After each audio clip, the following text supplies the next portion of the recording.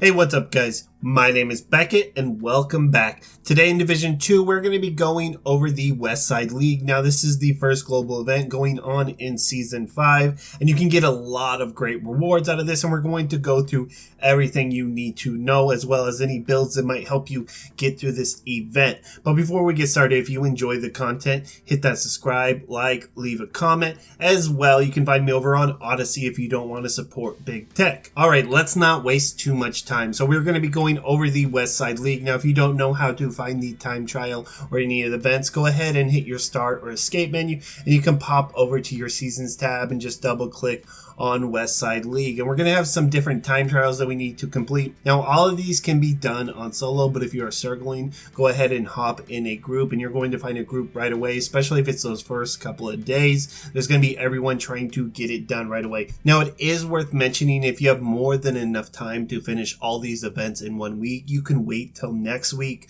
when Golden Bullet comes around, and you're going to be able to get a lot more caches by getting all that extra XP during that event. It's just one thing to put on the side, but if you're really not sure, if you only play for 1 or 2 hours a day, it's a good time just to hop, get a couple of these done, and then get a couple done next week. Now let's hop over to the actual mission. So we have Federal Emergency Bunker, quick, very fast, as well as DCD headquarters, and then we have Potomac Event Center. Sometimes it can drag on a little longer, but it is on hard, so you should be able to power through it even if you're in a group. The only one that I would really say do solo is Roosevelt Island, because it is the one that can have a lot of different complications, especially with different group scaling involved with that. You're going to have some problems, and if you get 9 out of 10 stars and you have to do a little bit extra on the other ones, or you have to wait till next week and you want to get it done now, it's going to be a real pain in the ass. Now, as for the side objectives, Outcast, Elite, Skilled, pretty easy. You can just farm out any mission. You can farm out random missions. You can farm out Summit.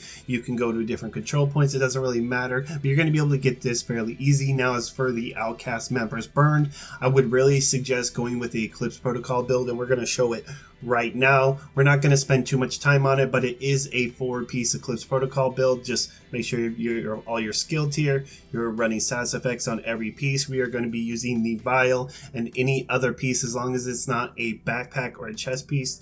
Grab a golden gear with status effects and re-roll that skill tier, and you are going to be good to go. Just make sure you are using a fire-based skill. You can use your turret, you can use the chem launcher, you can use the sticky bomb or whatever you want. Just make sure you're putting that fire out, spreading it out with that Eclipse Protocol, and you're going to have no problem completing that very fast and very easy. Now, as for the rewards, it's very worth it to bust out all these and get them all done. We have the different shade supply, gear caches, and that is worth it since we are back in Season 1. We're going to have that chance to maybe get some system corruption. It is a very good set, and I would suggest holding on to a good pair if you got it during your level track. I know I got a couple different sets as well. We have the exotic caches, so if you missed any part of the season last year, Season 4, that is, you're going to be able to get your waveform, you're going to be able to get your Scorpio. Especially if you miss that, it's very worth farming those exotic caches, especially if you do not have that Scorpio, because that gun is probably the most overpowered shotgun or gun in the game at the moment. It is ridiculous, and it is worth having in your arsenal.